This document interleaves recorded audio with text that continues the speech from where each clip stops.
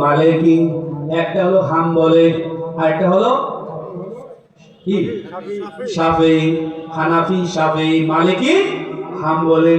এই হাম্বলি মাযহাবের যে ইমাম প্রতিষ্ঠাতা তার নাম হলো ইমাম মুসনাদে আহমদ ইবনে হাম্বল। মুসনাদ আহমদ ইবনে হাম্বল। ইমাম মুসনাদে আহমদ ইবনে হাম্বল যে হাদিস গ্রন্থটা তিনি লিখেছেন, লিপিবদ্ধ করেছেন, একটা দুইটা নয়, এই মুসনাদে আহমদ ইবনে হাম্বলের ভিতরে 40,000 হাদিস উনি লিখেছেন। জোরে বলেন না সুবহানাল্লাহ। ইমাম আহমদ মুসনাদে আহমদ ইবনে হাম্বল রাহমাতুল্লাহ আলাইহি এই কিতাবটা লিখেছেন, সারা বিশ্বের বিভিন্ন দেশে ঘুরে ঘুরে হাদিসগুলো সংগ্রহ করেছেন। জোরে বলেন না সুবহানাল্লাহ। যখন মিডিয়ার যুগ ছিল না, হাদিস সংগ্রহের জন্য এক দেশ থেকে আরেক দেশে চলে গিয়েছেন। ওই দেশের মধ্যে যখন গেলেন, রাতের বেলায় আপনার মাগরিবের নামাজ পড়লেন মসজিদের মধ্যে, হাড় কাঁপানো শীতের রাত। মাগরিবের নামাজ পড়ার পরে এশার নামাজ ওই মসজিদেই পড়লেন। এশার নামাজের পরে চাদর পিছিয়ে মসজিদের মধ্যে শুয়ে পড়লেন। সবাই যখন এশার নামাজ পড়ে চলে যাচ্ছে, সবাই বের হয়ে চলে গেল। মসজিদের খাদেম সাহেব এসে বলতেছে, মুরব্বি তাড়াতাড়ি বাইরে হন। আমাদের দেশের খাদেম এগুলো করে কিনা বলেন? নামাজের পরে যদি কেউ মসজিদে থাকে, যেমন দেখবেন যে নির্দিষ্ট সময়ের পরে তালা লাগাই দিবে, তাড়াতাড়ি বাইরে হবে। আমি রাতে এসে থাকবো, কোনো থাকার সুযোগ নাই, তাড়াতাড়ি বাইরে হবে। এই খাদেমও ওই কাজটাই করছে। চিনে না যে এই বিশ্ব বিখ্যাত এটা মুহাদ্দিস, অনেক দামি আলেম, সারা জগৎ বিখ্যাত, এই জগতের সেরা মুহাদ্দিস, সবচেয়ে বড় দামি আলেম একজন এই জগতের। এই জামানার মধ্যে খাদেম সব চিনতে পারে নাই, ওই তাড়াতাড়ি বাইরে না, আপনার মসজিদে তালা লাগাই দেবো, এখানে আপনার থাকা যাবে না। কি করবে? বয়স্ক মানুষ, মুরব্বী মানুষ মসজিদ থেকে বের হয়ে চলে গেছে। চিন্তা করলেন, আমার তো এই দেশে অপরিচিত জায়গা, কোনো আত্মীয় স্বজন এখানে নাই, হাদিস সংগ্রহ করার জন্য আসছি, তাহলে আমি কি করব? একটু রাস্তায় হাঁটতে বের হলেন, জায়গার পাশেই বাজার আছে, বাজারের ভিতরে রাতের বেলায় শীতের রাত্রে এক লোক রুটি বানাইতেছে। বলেন তো কি বানায়? জোরে বলেন কি বানায়? রুটি বানায় আর বলে আস্তাগফিরুল্লাহ, আস্তাগফিরুল্লাহ, আস্তাগফিরুল্লাহ, আস্তাগফিরুল্লাহ, সুবহানাল্লাহ। আসতে বল, জোরে বল সুবহানাল্লাহ।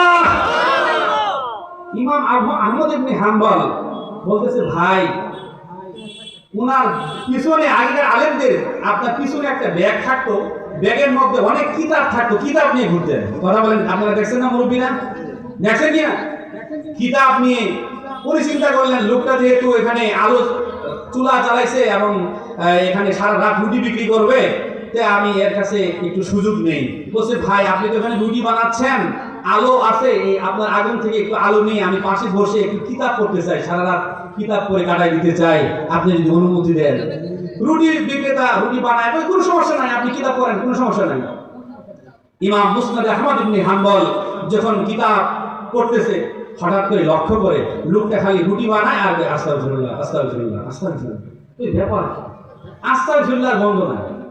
এই আস্তাগফিরুল্লাহ এটা হচ্ছে ইস্তিগফার। কথা বলে ঠিক না ভাই? আল্লাহর কাছে খালি মাফ চায়। বলতেছে, ব্যাপার কি তুমি এভাবে ইস্তিগফার করো? তো আমি সব সময় এরকম ইস্তিগফার করতে থাকি। এরপরে যুবকটা বলতেছে, ওগো মুসাফির, কে আপনি? আপনাকে চিনি না। এই ইস্তিগফার করতে করতে আমি জীবনে অনেক উপকার পেয়েছি। আমি জীবনে যত দোয়া আল্লাহর কাছে করেছি, সমস্ত দোয়াগুলো আমার আল্লাহ কবুল করে নিয়েছে। জোরে জোরে বলেন না সুবহানাল্লাহ। ইমাম মুসনাদ আহমদ ইবনে হাম্বল, ইমাম হাম্বল রাহমাতুল্লাহ আলাইহি অবাক হয়ে গেলেন। আনতা মুস্তাজাবুদ দাওয়া, তুমি কি মুস্তাজাবুদ দাওয়া? তুমি দোয়া করলে কবুল হয়ে যায়? কই হ্যাঁ, আমি মুস্তাজাবুদ দাওয়া, আমি দোয়া করলেই কবুল হয়ে যায়। কিন্তু মুসাফির, আপনি কে আমি জানি না। আমি জীবনে যত দোয়া করেছি সব দোয়া কবুল হয়েছে, কিন্তু একটা দোয়া আমার কবুল হয় নাই। ইমাম হাম্বল রাহমাতুল্লাহ আলাইহি কৌতূহল আরো বেড়ে গেল। বললেন, কি সেই দোয়াটা তোমার কবুল হয় নাই, আমাকে একটু বলো না। এবার রুটি বিক্রেতা যুবক বলতেছে, রুটি বিক্রেতা যুবক বলতেছে, আমার একটা চাওয়া আল্লাহ পূরণ করে নাই। আমি শুনেছি এই জগতের সবচেয়ে বিখ্যাত সেরা লোক মুহাদ্দিস হলো ইমাম মুসনাদে আহমদ ইবনে হাম্বল।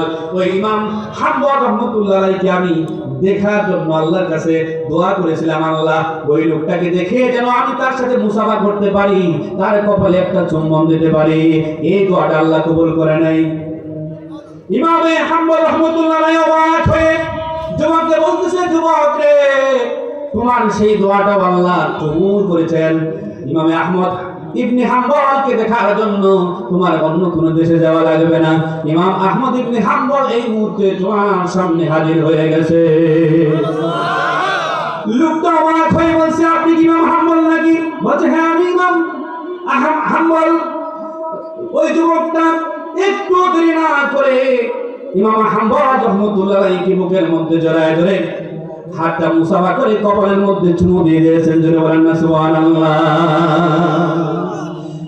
আল্লাহ নবী জানাইলেন, মান লাজিমাল ইস্তিগফার জাআলাল্লাহু মিন কুল্লি দীকিন মাখরাজা ওয়া মিন কুল্লি হাম্মিন ফারাজা ওয়া রাযাকাহু মিন হাইসু লা ইয়াহতাসিবু। নবী বলেন, যে ব্যক্তি ইস্তিগফাররত থাকবে আল্লাহ তাআলা তার বিপদ আপদ দূর করবেন, এমন জায়গা থেকে তার জন্য রিজিকের ব্যবস্থা করবেন সে কল্পনাও করতে পারবে না।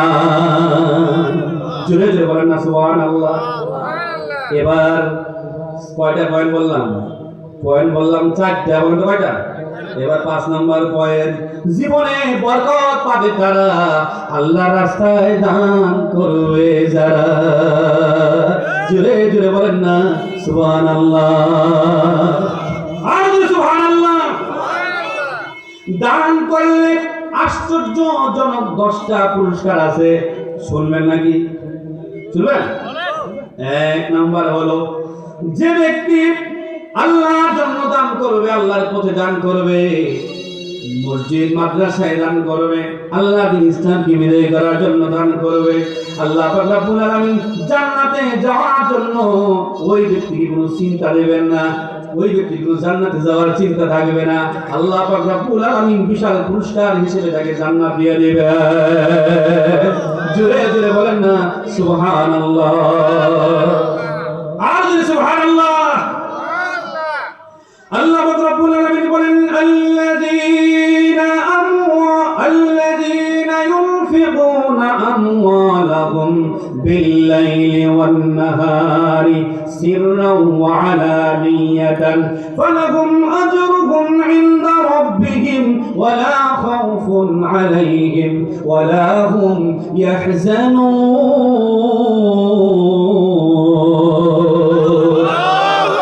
রব্বুল আলামিন বলেন, যারা রাত্রে এবং দিনে প্রকাশ্যে এবং গোপনে আল্লাহর জন্য দান করবে, আল্লাহ পাক রব্বুল আলামিন বলেন তাদের জন্য বিশাল বড় পুরস্কার আল্লাহর পক্ষ থেকে রয়েছে। তাদের পুরস্কার হিসেবে জান্নাত রয়েছে। জোরে বলেন না সুবহানাল্লাহ। আর সুবহানাল্লাহ। আল্লাহ বলেন, ওয়ালা খাউফুন আলাইহিম ওয়ালা হুম ইয়াহজানুন। পরকালে তাদের কোনো ভয় থাকবে না, কোনো চিন্তা টেনশন থাকবে না। তাহলে আল্লাহর রাস্তায় দান করার দরকার আছে না নাই? জোরে বলেন, আছে না নাই? আমার ভাইরা,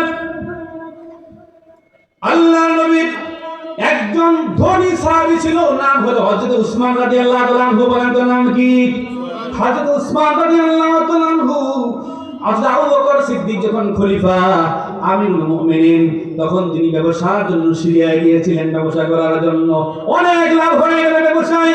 মদিনা থেকে যখন ফিরে আসেন আবু বকর খলিফা, মদিনার মধ্যে বড় দুর্ভিক্ষ চলতেছে, সব জিনিসপত্র দাম বেড়ে গেছে, খাবার দাবার পাওয়া যাচ্ছে না, বিশাল সমস্যা আছে না নাই? আমার দেশে যদি দুর্ভিক্ষ দেখা যায়, দেখবেন রমজান মাস কিছু ব্যবসায়ী আছে একটু টাকা ছাড় দিলে অন্যান্য উন্নত বিশ্বে দেখবেন যে একটু দাম কমায় দেয়, আর রমজানের ডাকাত গুলো আমাদের দেশে ব্যবসায়ীরা দাম বাড়ায় দেয়। কথা বলেন ঠিক না বেশি? হযরত উসমান নবীর জামাই, উসমান গনি, গনি মানে ধনী, গনি মানে কি? উসমান গনি মদিনা থেকে, সিরিয়া থেকে ব্যবসা করে যখন মদিনার কাছাকাছি পৌঁছলেন, তার বর্তমান যুগের টাকায় প্রায় 300-400 কোটি টাকার মালামাল তার কাছে আছে। কত কোটি? 400 কোটি টাকার মালামাল নিয়ে হাজির। মদিনার ব্যবসায়ীরা মদিনায় ঢোকার আগেই তাকে পথে আটকায় বলতেছে, আমাদেরকে মালগুলো দাও, আমরা ব্যবসা করবো, লাভ দিব তোমাদেরকে। কয় কত লাভ দিবা? কয় লাভ দেবো, অনেক লাভ দেবো। কয় কত লাভ দিবি?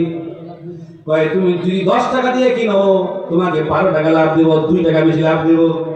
এত কম, এই লাভ হবে না। কয় তাহলে 15 টাকা দিব। কয় হবে না। কয় তাহলে 10 টাকা দিয়ে কিনছো, 20 টাকা লাভ দিব। কয় এত কমে আমি এই মাল বিক্রি করি না। এটা কি টাকা হলো নাকি? সুবহানাল্লাহ বলুন। এরপরে বলতেছে তাহলে তুমি 10 টাকা দিয়ে কিনেছো, 100 টাকা দিব, তাহলে লাভ কত? বলেন তো, 90% লাভ। উসমান রাদিয়াল্লাহু তাআলা বলে এটাও আমার কাছে কম লাভ, এটাও দামি না। লোকগুলা হতবাক হয়ে ব্যবসায়ীরা আমিরুল মুমিনিন হযরত আবু বকর সিদ্দিক রাদিয়াল্লাহু তাআলা আনহুর দরবারে গিয়ে বললেন, দেখেন উসমান এই ধরনের কথা বলতেছে, 100% আমি লাভ দিতে চাইলাম, 90% লাভ হয়, তারপরেও আমাকে মাল দেয় না, আপনি কি ব্যবস্থা নেন? আবু বকর সিদ্দিক উসমান রাদিয়াল্লাহু তাআলা আনহু থেকে বললেন, ও উসমান ব্যাপার কি? উসমান রাদিয়াল্লাহু তাআলা আনহু বললেন, আবু বকর খলিফাতুল মুসলিমিন, মদিনায় দুর্ভিক্ষের সময় মানুষগুলোর ঘরের মধ্যে ঠিকমতো খাবার নাই, এই মালগুলো 100% 90% লাভে বিক্রি কেন? তার চাইতে অনেক অনেক বেশি লাভে এই মালগুলো আমি বিক্রি করে দিয়েছি। জোরে বলেন না সুবহানাল্লাহ। আল্লাহ পাক রব্বুল আলামিন বলেন, ইন্নাল্লাহা আশতারা মিনাল মুমিনিনা আনফুসাহুম ওয়া আমওয়ালাহুম বিআন্না লাহুমুল জান্নাহ। আল্লাহ মুমিনদের জান এবং মাল জান্নাতের বিনিময়ে কিনে নিয়েছেন। আমি আল্লাহর কাছে এই মাল বিক্রি করে দিয়েছি। তার মানে এই সমস্ত মালগুলো 400 কোটি টাকার মাল, সমস্ত মালগুলো দুর্ভিক্ষের সময় মদিনার মানুষদের, অসহায় মানুষদের মাঝে ফিরি ফিরি বিতরণ করা হবে।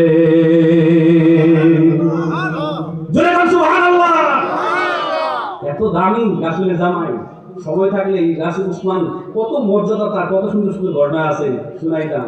প্রধান কথা চলে আসবে, সেদিকে যাওয়া যাবে না। আমার পয়েন্ট আছে, দান করা আশ্চর্য, 10টা ফজিলত। বলেন তো কয়টা গেছে? কয়টা? সবচেয়ে বড় পুরস্কার আল্লাহ জান্নাত দিবেন দান করলে। 2 নম্বর হলো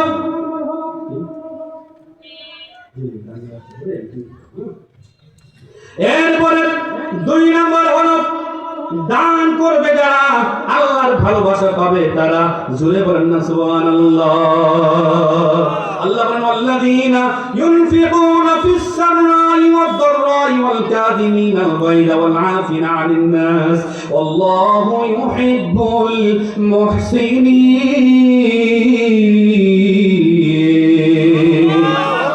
রব্বুল আলামিন বলেন, যারা সচ্ছল এবং অসচ্ছল অবস্থায় দান করে, আল্লাহ পাক রব্বুল আলামিন তাদেরকে অত্যন্ত ভালোবাসেন এবং বাসবেন।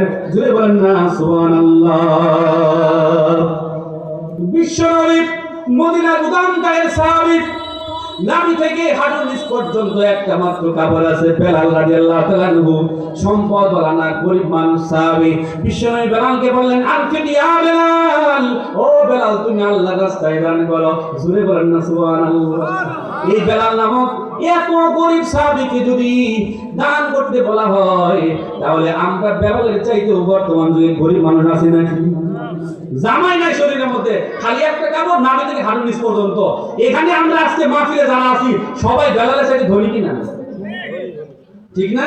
আল্লাহ রাসূল বলছে, সাহাবী বলতেছে, ইয়া রাসূলুল্লাহ আমার কাছে টাকা নাই, দান করবো কেমনে? ওই তুই টাকা না পেয়ে কামলা দিবা, কামলা দিয়ে কিছু টাকা পাবা, নিজে উপকৃত হবা এবং আল্লাহর রাস্তায় দান করবা। জোরে বলেন না সুবহানাল্লাহ। কারণ as-সাদাকাতু বুরহানুন, দান হচ্ছে দলিল। দলিল দিয়া যেরকম ভাবে আমরা জান্নাত দুনিয়াতে কিরকম জমি দখল করি, বাড়ি দখল করি, আল্লাহ পাক রব্বুল আলামিন তার প্রতি যদি আপনারা দান করেন, তাহলে আল্লাহ পাক রব্বুল আলামিন হাসরের ময়দানে একটা দলিল দিবেন। ওই দলিল দিয়া জান্নাতকে আপনি দখল করতে পারবেন। সুবহানাল্লাহ। আসতে জোরে সুবহানাল্লাহ। 3 নম্বর হলো দান করবে যারা, আল্লাহ তাদের অন্তরের কালিমাগুলো, পাপগুলো, অন্তরের মরিচাগুলো, কালিমাগুলো দূর করে দিবেন। আল্লাহ পাক রব্বুল আলামিন সূরা নাহলের সূরা লাইলের 18 নম্বর আয়াতে জানাই দিলেন, আল্লাযী ইউতি মালাহু ইয়াতাযাক্কা। জোরে জোরে বলেন না সুবহানাল্লাহ। যারা আল্লাহর রাস্তায় দান করবে তাদের অন্তরের কালিমাগুলো আল্লাহ পরিষ্কার করে দিবেন। 4 নম্বর হলো দান করলে আল্লাহ রোগ মুক্তি দিয়ে দিবেন, বিপদ দূর করে দিবেন। আর সদকা তো তারুল বালা, দান সদকা বিপদ বালা মুসিবত দূর করে দেয়। অনেক মানুষ অসুস্থ হয়, অসুস্থ হওয়ার সঙ্গে সঙ্গে অ্যাম্বুলেন্স নিয়ে হাসপাতালে যায়। আরে বাবা আগে একটু দান করেন, সদকা করেন, দেখবেন আল্লাহ পাক রব্বুল আলামিন হাসপাতালে নেওয়ার আগে আপনার রোগীকে ভালো করে দিতে পারে কি পারে না? হার্ট অ্যাটাক হয়েছে, হার্টের ব্লক সারাই দিতে পারে কি পারে না? পারে কি পারে না?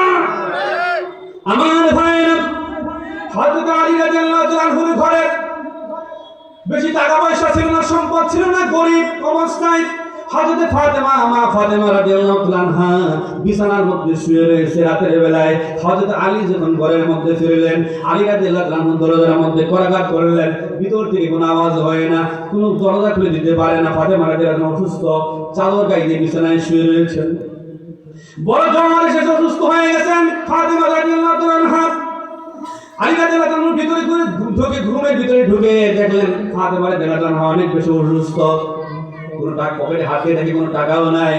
ফাতেমা রাদিয়াল্লাহু তাআলা বললেন, এই চাদরটা আপনাকে দিলাম, চাদরটা বাজারে বিক্রি করেন, বিক্রি করে কিছু খাবার নিয়ে আসেন, ফল ফ্রুট কিছু নিয়ে আসেন আমাদের জন্য, আর সহ্য করতে পারি না। জোরে বলেন না সুবহানাল্লাহ। হযরত আলী বাজারে গিয়ে চাদরটা বিক্রি করলেন, বিক্রি করে একটা আনার কিনলেন, ডালিম কিনলেন। বলেন তো কি? আনার কিনলেন। আনার কিনে এবার দেখবেন আলী রাদিয়াল্লাহু তাআলা জিনিসটা ব্যাগের ভিতরে ঢুকাইয়া চাদরের ভিতরে ঢুকাই দিয়েছে।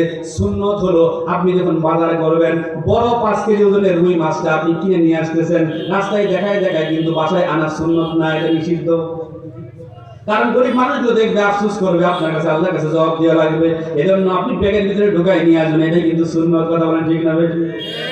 হ্যাঁ, হযরত আলী ব্যাগের ভিতরে ঢুকাইয়া, চাদরের মধ্যে ঢুকাইয়া যখন বাড়িতে চলে আসতেছেন, রাস্তায় একজন মিসকিন, একজন ফকির দাঁড়াইছে, বলতেছে, আলী আসসালামু আলাইকুম, আপনি অনেক বড় দানবীর, অনেক দান আপনি করেন, আপনার চাদরের ভিতরে একটা কিন্তু আনার আছে, ডালিম আছে, ওখান থেকে আমার এক অর্ধেক দেন, আমার পেটে অনেক ক্ষুধার্ত, আমি সহ্য করতে পারতেছি না। আলী রাদিয়াল্লাহু চিন্তা করে, সর্বনাশ, বাজার থেকে ডালিম নিয়ে আসছি, ব্যাগ আর ব্যাগ দিছি চাদরের ভিতরে ঢুকাইয়া, কেউ দেখে নাই, এই লোক সাধারণ কোনো লোক না, ফকির হলে সাধারণ ফকির না, গরিব না। কথা বলেন ঠিক না বেটি? ও তো খবর জানা হয়েছে, ওরা যদি না দিই তাহলে সমস্যা আছে। কি বলেন?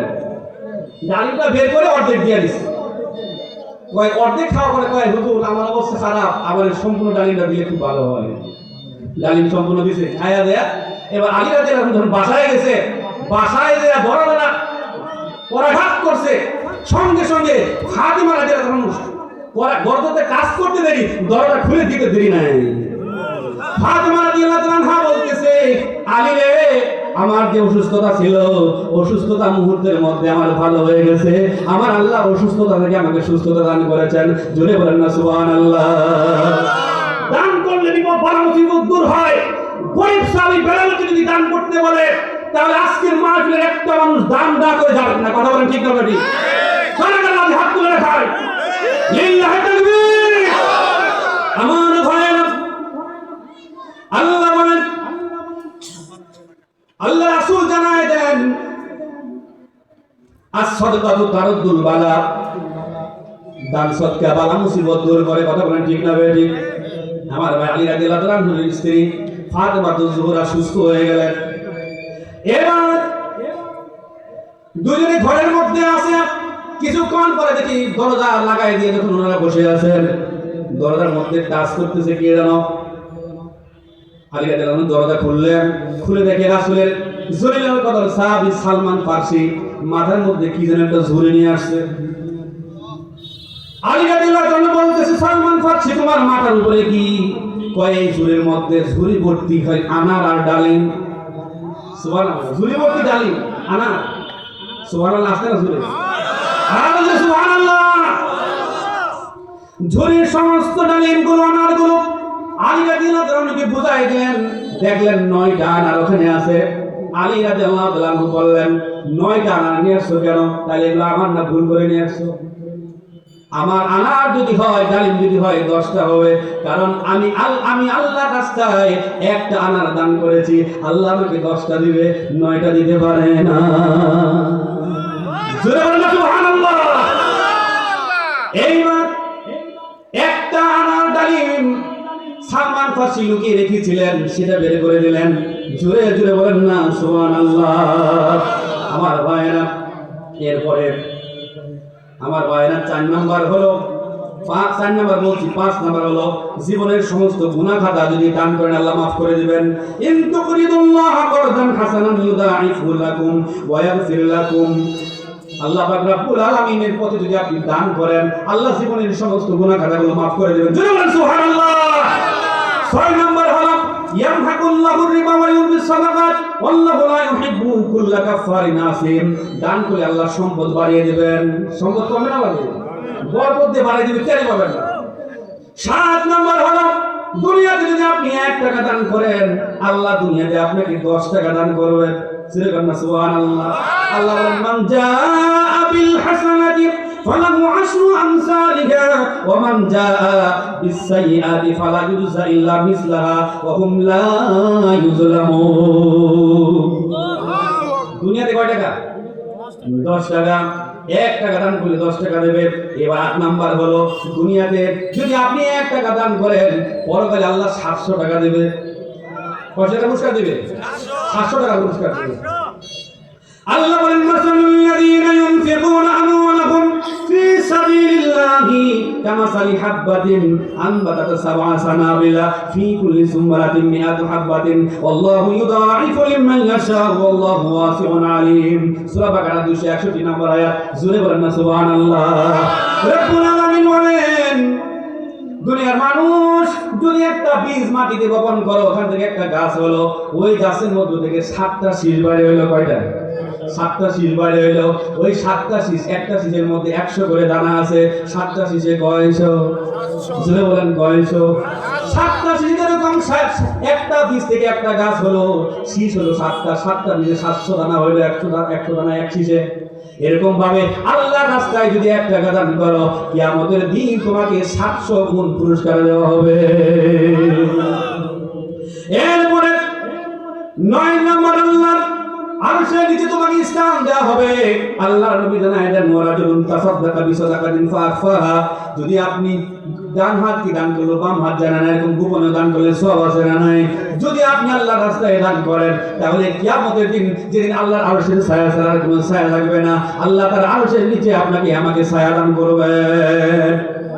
এরপরে 10 নম্বর হলো আল্লাহর ঘরে যদি আল্লাহর নবীর মাদ্রাসায় যদি আপনি দান করেন, আল্লাহর পথে যদি আপনি অর্থ ব্যয় করেন, তাহলে আল্লাহ যদি আপনি কর্জ দেন, এটা একটা কর্জ দেওয়া হবে। কারণ এই মাদ্রাসার দ্বারা দিন কায়েম হয়, আলেম তৈরি হয়। কথা বলেন ঠিক না বেঠিক? আল্লাহ রাব্বুল আলামিন বলেন ইন্নাল মুসাদ্দিকিনা ওয়াল মুসাদ্দিকাতি ওয়া আকরাদুল্লাহ করদান হাসানান ইউদাআফু লাহুম ওয়া লাহুম আজরুন কারীম। জোরে বলেন না সুবহানাল্লাহ। আল্লাহ আপনাকে এর বিনিময়ে জান্নাত দান করবেন। তাহলে জান্নাত পাইতে হলে দান করার দরকার আছে। মদিনার গরীব সাহাবী বেলাল নাভি থেকে হাঁটুর নিচ পর্যন্ত একটা জামা, আর কোনো জামা তার নাই, উদাম গায়ে। এই সাহাবীকে যদি আল্লাহর নবী দান করতে বলে তাহলে আমাদের দান করার দরকার আছে না নাই? রব্বুল আলামিন বলেন ওয়া আনফিকু মিম্মা রাযাকনাকুম মিন ক্বাবলি হাত্তা ইয়াতি আহাদাকুমুল মাউত। ও বান্দারে, তোমার মৃত্যু আসার আগেই তোমাকে আমি আল্লাহ যে রিজিক দিয়েছি সেখান থেকে তাড়াতাড়ি করে ব্যয় করো। নাহলে এমন একটা অবস্থা হবে, হঠাৎ করে যখন তোমার সামনে মৃত্যু চলে আসবে, তুমি গাফলতির মধ্যে থাকবে, তখন তুমি কিন্তু বলতে থাকবে, আফসোস করবে, রাব্বানা আখরতানি ইলা আজালিন করিব। আল্লাহ আমাকে একটু সময় দাও, একটু অবকাশ কেন দিলে না? একটু সময় দাও, একটু হায়াত বাড়ায় দাও, দুনিয়ায় দান করে আসি। ফাসসাদাকা ওয়া আকুম মিনাস সালিহিন। দান করে তোমার সালিহিন বান্দাদের কাতারে শামিল হয়ে যাও। আমি ঢাকায় 8 বছর ইমাম খতিব ছিলাম। কিশোরগঞ্জ এক মাহফিলে 1.5 লক্ষ টাকা আমি কালেকশন করলাম। মাদ্রাসার ছাত্ররা, ছোট ছোট ছাত্ররা, ওরা 10টা ইটের দাম দিচ্ছে। কয়টা ইট বলো তো? কয়টা ইট? 10 ইটের দাম কত? না 100 টাকা। এই মাহফিলের কোন ছাত্র থেকে ছাত্রদের জন্য দোয়া হবে যারা বড় আলেম হইতে পারে। কি বলেন?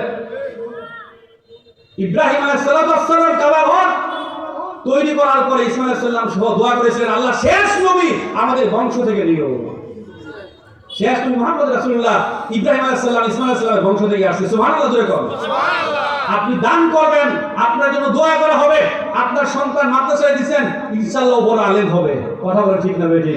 কেউ দান করা থেকে একটা লোকও মাহরুম হবেন না। আজকে আল্লাহ রাসূল বলেছেন, আস-সাদকাতু বুরহানুন, দান হচ্ছে দলিল। কিয়ামতের কঠিন ময়দানে আধার করে যখন সূর্য থাকবে, জমিনটা হয়ে যাবে তামার জমিন, মাথার মস্তকগুলো টকবক করে ফুটতে থাকবে, কান বরাবর আর নাক বরাবর পড়তে থাকবে, জিহ্বাটা নাভি বরাবর ঝুলতে থাকবে। এমন কঠিন মুসিবতের সময় নবী বলতেছে, আস-সাদকাতু বুরহানুন, দান হয়ে যাবে সেদিন দলিল। যদি তুমি দুনিয়ায় দান করে থাকো, তাহলে আল্লাহ তোমাকে এমন একটা দলিল দিবেন, যে দলিল দিয়ে তুমি জান্নাত দখল করবা। এই মাদ্রাসার জন্য 20,000 টাকা দান করবেন। এরকম কয়েকটা লোক চাই, 20,000 টাকা হাত তুলে দেখি, মন খুলে দোয়া করা হবে। আল্লাহ তাআলা যেন কিয়ামতের দিন আল্লাহ আপনাকে যেন জান্নাত দখল করার দলিল দিয়ে দেন।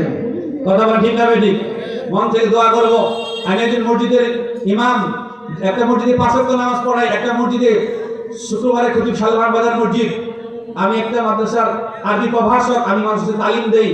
আমি মন থেকে আপনার জন্য দোয়া করবো বিভিন্ন জায়গায়। বলেন তো 20,000 টাকা দিবেন এই মাদ্রাসার জন্য? বলেন, একটা লোক 20,000 টাকা দিবেন। এলাকার অনেক মানুষ আছেন, আপনি এই সম্পদ ফেলে চলে যাবেন। কথা বলেন, সম্পদ সাথে যাবে? আল্লাহ রাসূল জানায় দেন, একটা ব্যক্তির সম্পদের মধ্যে 3টা অধিকার। বলেন তো কয়টা অধিকার? যা খাইছে রাসূল বলে এটাও শেষ হয়ে যায়, পিছনের রাস্তাতে বের হয়ে চলে যায়। যা পোশাক পরেছে এটাও নষ্ট হয়ে যায়। আল্লাহ রাসূল বলেন, যা দান করছে এটা হলো তার সম্পদ, আর প্রথম 2টা নষ্ট হয়ে যায়। যা দান করলো ওটা কিয়ামতের দিন, আল্লাহর কিয়ামতের দিন তাকে দলিল হিসেবে তাকে দান করে দিবেন। জোরে বলেন না সুবহানাল্লাহ। আল্লাহ নবী জানাই দেন, এই 3টা অধিকার বাদ দিয়ে যত দুনিয়ায় সম্পদ রেখে যাচ্ছে, আল্লাহ রাসূল বলেন এই সম্পদ তার সম্পদ নয়, তার উত্তরাধিকারীর সম্পদ। কার সম্পদ? উত্তরাধিকারীর সম্পদ। তার মানে একটা লোক অনেক জমি আছে, জায়গা আছে, টাকা পয়সা সব আছে, কিন্তু জীবনে দান করছে মাত্র 500 টাকা। এই লোক হলো হারকিপ্টার বাচ্চা, হারকিপ্টা। রাসূল বলেন, যে সম্পদ তুইয়া গেলা একটাও কিন্তু তোমার সাথে গেল না, উত্তরাধিকারীর সম্পদ হলো এগুলা। তুমি যা দান করছো এটাই তোমার সাথে যাবে। কথা বলেন ঠিক না বেঠিক? একটু বলেন না আমাকে। 20,000 টাকা দিবেন, মনটা 2টা নরম করেন, একবারে না পারেন বাকিতে লেখান।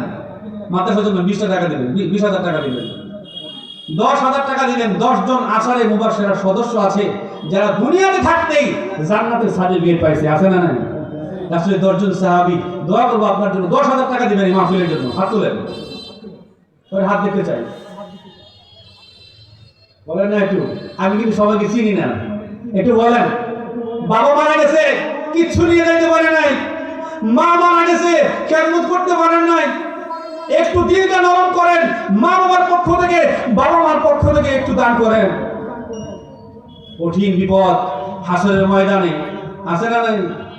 পাপের বোঝা মাথায় লইয়া উঠবে বান্দা মিজানে, মাপ না পেলে কেটে পড়বে দোজখে। কথা বলেন, কি বিপদ?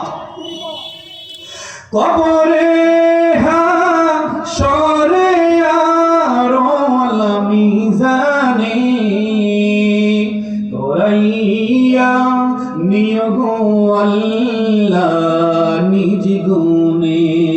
বলেন, আপন হাতে মানুষ আল্লাহ বানাইয়া কেমনে দিবা জাহান্নামে ফেলিয়া।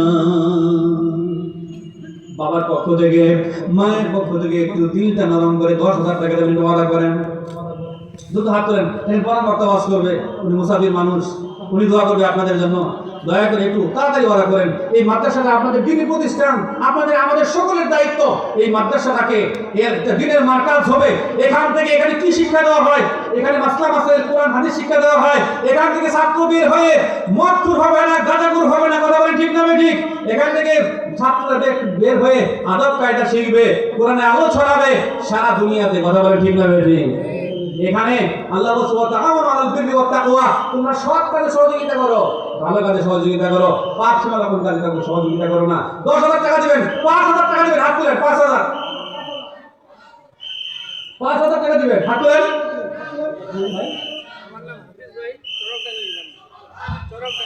হাফিজ ভাই চরকডাঙ্গি বাড়ি 5,000 টাকা, লিল্লাহি তাকবীর। আল্লাহ হাফিজ ভাইয়ের দানকে তুমি কবুল করো আল্লাহ। হাফিজ ভাই এই মাহফিলের জন্য 5,000 টাকা দান করলেন, আল্লাহ তুমি তার দানকে কবুল করো। নারায়ে তাকবীর। প্রধান বক্তার আগমন, প্রধান বক্তার আগমন মৌলভীবাজারের পক্ষ থেকে, আমলপাড়ার পক্ষ থেকে, হাফিজ মাদ্রাসার পক্ষ থেকে, কমিটির পক্ষ থেকে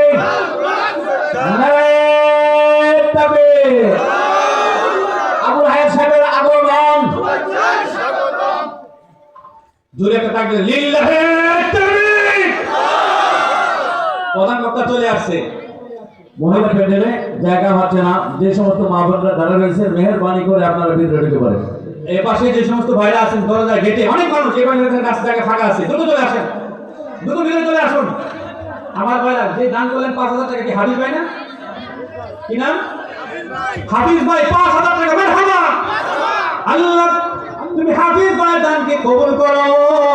কিয়ামতের দিন তামাম জমিন যখন হয়ে যাবে, আঘাত উপরে সূর্য ছাড়বে, মানুষ দুনিয়া নফসি নফসি করে কাটবে, রব্বুল আলামিন কিয়ামতের দিন তুমি হাফিজ ভাইকে একটা জান্নাত দখল করার সার্টিফিকেট তার হাতে দিয়ে দিও। সূরা বলেন আমিন, আমিন।